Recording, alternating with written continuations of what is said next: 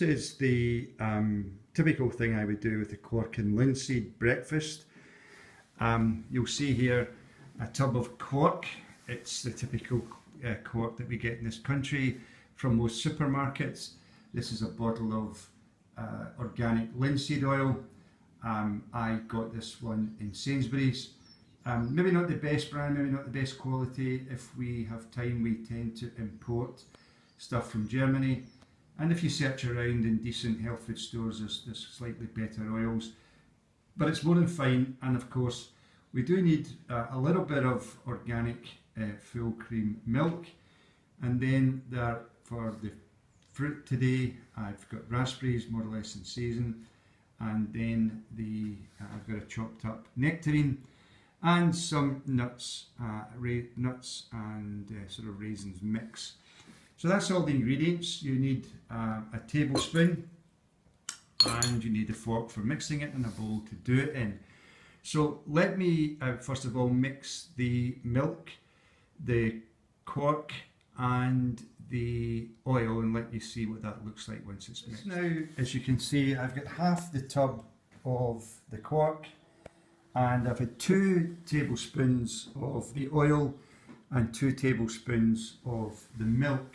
And this is what it looks like before you mix it. When you first see that, you think, how on earth is this going to be palatable and what on earth will it look like when it's mixed? So I'm just going to mix it by using the fork, round and round until it forms a emulsion, a cream-like consistency. Let me do that and then I'll show you how that. Okay, so this is how it now looks, having mixed it, and it's a kind of doing that kind of process. But I turn the bowl as I do it so I get it all in. It does take quite a long time to do it. It's about 2 or 3 minutes. You've got to stick with it till it eventually gets into this cream-like consistency, and then it's a case of simply adding your fruit. And then for me, my nuts and raisins. And then that's what it looks like, and of course you can mix it all through if that's your preference. I tend to do that. My breakfast would typically look, of course, Jana Budvig's great discovery for her was mixing the linseed oil, a little bit of milk, with the quark cheese. It had to be quark cheese, and this was a basis of her cancer cure along with some other things.